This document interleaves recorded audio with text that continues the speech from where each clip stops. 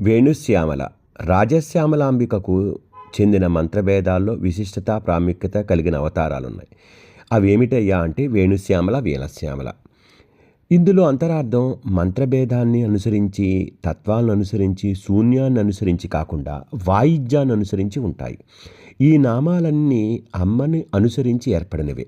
వేణు విద్యలకు అధిష్టాత్రి వేణుశ్యామల, వీణ విద్యలకు అధిష్టాత్రి వీణశ్యామలాంబ. వేణువాయిద్యం కుండలిని శక్తికి సూచిక అయితే, వీణా వాయిద్యం చక్రానికి శక్తికి ప్రతీక, సాధనకు అలవాలం. ఇదే జీవకోటి మనుగడకు మూలం.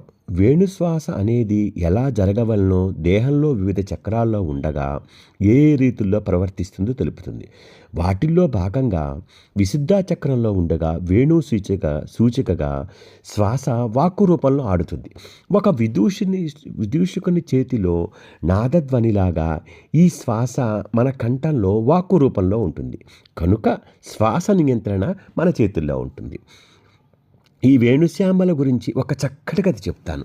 అదేమిటయ్యా అంటే, ఈ కథను ఎవరు రాశారు? మహాకవి కాళిదాసు శ్రీ విద్యా సర్వస్వంలో రాశారు. కృష్ణ పరమాత్మ గోపికలందరికీ భక్తి యొక్క మాధుర్యాన్ని సుధని అందించాలని ఆరాటపడి అవి నేర్పాలంటే గోపికలందరూ తనకు చెంతకు వస్తే బాగుండని తలుస్తాడు.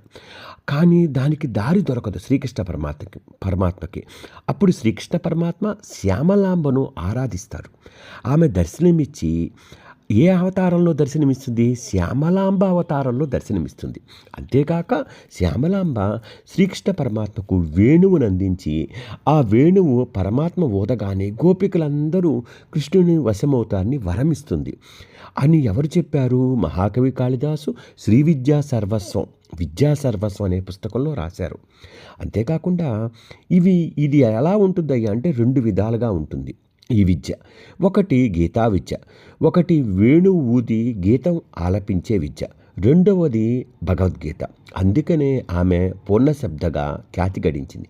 అంతర్లీనంగా సాహిత్య బ్రహ్మ విద్యాస్వరూపిణి, వశీకరణ విద్యాధిష్టాదాత్రి. ఆ విధంగా ఆమెను సాధకుని చిత్తశుద్ధిని పరిరక్షిస్తుంది కూడా. పూర్ణస్వరూపమే ఆమె శ్యాముడు అంటే కృష్ణుడు. కావున శ్యామలాదేవిని మనం కృష్ణ పరమాత్మ అంశగా అవతారంగా కూడా చూస్తాం. కాబట్టి మనందరం వేణుశ్యామలాదేవిని పూజించి ఆమె అనుగ్రహం పొందుదాము సుమా.